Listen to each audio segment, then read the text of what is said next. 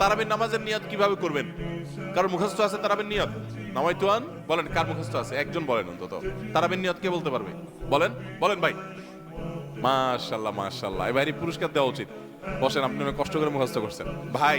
তারাবির নামাজ বা যে কোনো নামাজের নিয়ত জরুরি। নিয়ত ছাড়া কোনো আমল হবে না। কিন্তু নিয়তটা হলো মনের ইচ্ছার নাম। নিয়তটা কিসের নাম? আমি ভাইকে দিয়ে নিয়তটা কেন শুনছি সেটা আপনারা জানেন? জানেন না আপনারা। আমি ওনাকে দিয়ে কেন শুনলাম বলেন তো? কে বলতে পারবেন? কে বলতে পারবেন না? আমি ওনার দিয়ে এই জন্য শুনছি যে ওটা আমার জানা ছিল না। এটা হলো সত্য কথা। ওইটা আমি নিজেও জানি না। নামাইতুয়ান দিয়ে শুরু এটা জানি, কিন্তু বাকি শেষেরটা আমি জানি না। এই জন্য আমি চাইছি একটু শুনতে আর কি। আমি জানি না এই জন্য যে কোরআন হাদিসে কোথাও পাই নাই। এখন ভাইরা কেউ পাইলে তো ভিন্ন কথা, আমি কোথাও পাই নাই। এই নিয়ত মুখে এরকম গদবাদা উচ্চারণ করা, হ্যাঁ এটা পাইছি আমরা ছোটবেলা বগদাদি কায়দায়।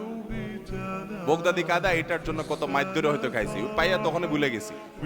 এটা পরবর্তীতে করোনা দিছে যেহেতু পাই নাই, এই জন্য আর আমরা ওটা মুখস্থ করি নাই। ভাইরা আমার, নামাজের জন্য এরকম নামাইতুয়ান, এরকম গদবাদা যে দোয়া আমরা শিখেছি, এগুলোর কোনোটি কোরআন বা সুন্নাহর কোথাও আমরা নিয়ত করব মন থেকে যে আমি তারাবির নামাজ পড়ছি, বাস এটা আমার ইন্টেনশন আছে, নিয়ত আছে, মনে আছে, এটাই যথেষ্ট। মুখে উচ্চারণ করা জরুরি না, এবং মুখে উচ্চারণ করা এটা সুন্নাহও না। নবী সাল্লাল্লাহু আলাইহি ওয়াসাল্লাম শেখানো না এটা আমাকে। ইবাদত করতে হবে তার পদ্ধতিতে। কোনো হাদিসে যদি উৎসাহ দেওয়া না থাকে, আমি কেন এটা করতে যাব, কসরত করতে যাব? তবে হ্যাঁ, নিয়তটা হলো অন্তরের ইচ্ছার নাম, সেটাই যথেষ্ট। আলাদা মুখে নামাইতুয়ান পড়ার দরকার নেই।